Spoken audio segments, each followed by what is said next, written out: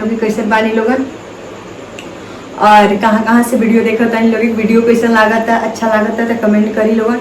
और रात के 12-12:30 होता हमनी के शूट चलत रहलक तो कैसन बानी लोगन। आशा करते हैं कि रोगा लोगन बहुत अच्छा होकम। तो देखी लोगन हमनी के रात के लगभग 12:30 बजता। रात के हमनी के शूट होत रहलक, रील उल तनी बनत रहलक।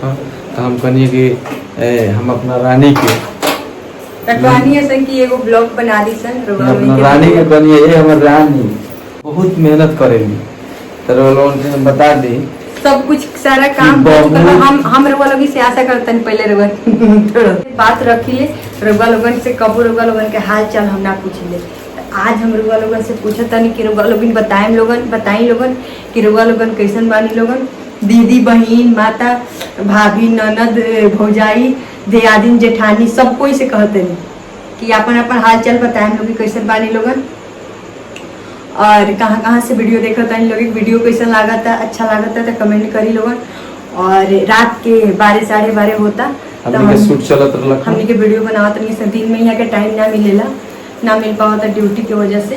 तो रात के सब कोई के खाना बना के खिला के बाद ओकरा बाद वीडियो बना लेनी। ओकरा बाद बर्तन उर्तन अभी होत रही तो यहाँ कहीं हम वीडियो बनाओ कहीं ना आगे रह दी तो यहाँ कहिए कि ना तो यहाँ के वीडियो उठा लेनी। तब चूल्हा वाला सारा चीज़ पोंछ देनी। देखी लोग बर्तन उर्तन धो के पूरा यहाँ रख देनी रात के। काहे से रात के बर्तन कभी भी जूठा छोड़ के ना सुते के।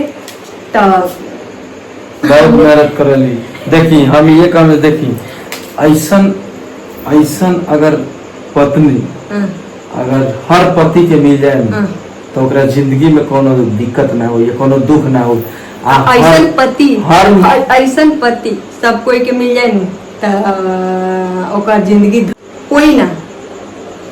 हम तो ई बात कही रहुआ हम सुनो। हमर माँ बहन चाची मौसी और दीदी और भाभी और हमर भाभी कहेली माने हमर दियादिन कहेला लोग।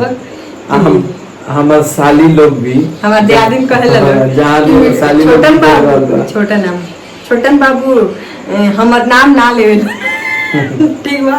तो भाभी देखा तो क्या माने हमर दीदी हमर जेठानी देखा तो क्या ब्लॉग तो देखे कितना रात के मेहनत होता है। तो मेहनत के फल मिलेला ऐसा नहीं के मेहनत रवो लोगन करी लोगन मन दिलो जान से कि रवो लोगन भी अपन मतलब हम उम्मीद करता है कि रवो लोगन भी अपना रानी के जीवन के रानी और अर्धांगिनी जे बनल बा ओकरा की इतना मोहब्बत इतना प्यार दम कहीं रहना सकता। हमनी के आज गोटी खेलनी है संग तरुआ लोगन के वो वीडियो आई बहुत जल्दी रउआ लोग देखे हम लोगन।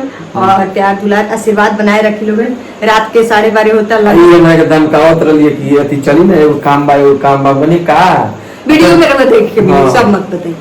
तो अब सारा काम हो चुकल बा। तो इहे कहे रउआ लोगन से लाइक सब्सक्राइब और कमेंट जरूर करिए और शेयर जितना हो सके हमनी के एकदम आग की तरह रउआ लोगन फैला दी। रउआ लोगन से एकदम पैर छू के लोगन प्रणाम करत हनी के ज्यादा किचन में वीडियो आवेला कैसे किचन में दिन भर बीतेला ठीक बा। तो रात के वीडियो पहली बार शूट होता 12 बजे। तो ढेर सारा प्यार दुलार आशीर्वाद देम लोगे। तब तक के लिए बाय गुड नाइट।